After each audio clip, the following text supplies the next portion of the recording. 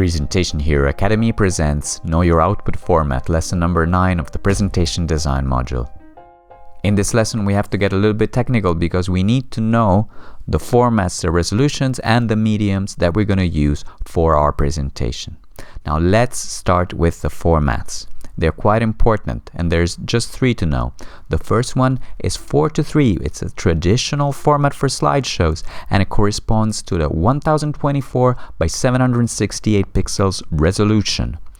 There's another format made popular by new widescreen televisions, and it's a 16:9 format. It's a more cinema-like format, and it comes in 2 different resolutions. The first one is known as 720p, and the second one is the most used, is the 1080p resolution. Now that aspect ratios and resolutions are out of the way, let's look at the medium that you're going to use to present. If your medium will be paper, use a white background and a 4:3 format. But think for a second and pause. Your presentation is not really a presentation if your medium is paper. In the words of Gar Reynolds, your presentation is a slide document or a slidegement. In this case, why don't you turn the paper slightly and change the tool and use a word processor and create a memo instead? If you're going to use a projector, the most important thing is that your slides have high contrast, and most modern projectors will have a 16:9 aspect ratio. Choose the simplest possible background that ensures the best contrast with the information that you want to display on the slides. What happens with a lot of projectors is that your slides will appear watered down. So if they don't have enough contrast to begin with, they will be unreadable for your audience.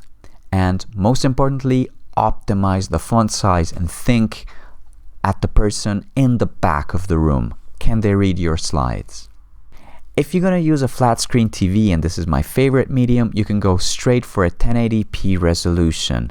Modern TVs offer a wide screen size, at the same time very high resolution and very high contrast, so they're great for displaying your slides exactly as you imagine them. The other thing is that they invite your audience to sit closer to you, and they can create a more intimate environment.